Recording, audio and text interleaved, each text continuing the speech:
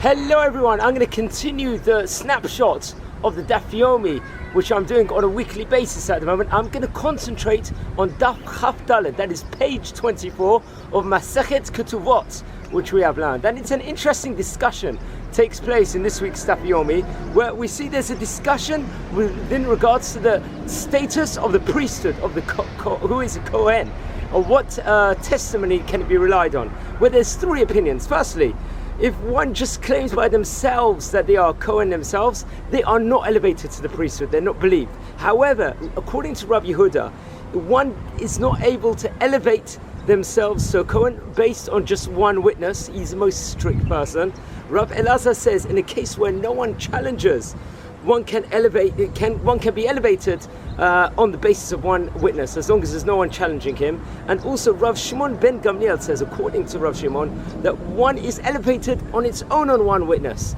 Just all you need is one witness. So usually you need two edim, two witnesses under different circumstances.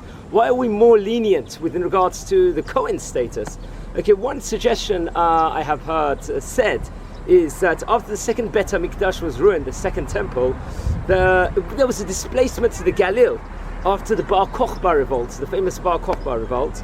And according to different places in the Talmud and poems, the descendants of each priestly watch was established its own residential seat in the towns and villages in the Galil itself. That made it concrete to which families itself were based on Kohanim descendants, and that maintained the pattern for centuries in anticipation of the third Bet HaMikdash, which Be'ezrat Hashem will come closely. Also on the Shabbats back in the days, thousands of years ago, they would call the priests up to reinforce the prestige of lineage. And all throughout the centuries, the different Kohanim have been called upon on different things. You know, a Kohen cannot be do a Pidyan Haben potentially.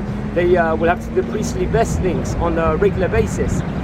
They would have had to originally go up on Ari Leot Regel for the 3 pilgrimage festivals to Jerusalem.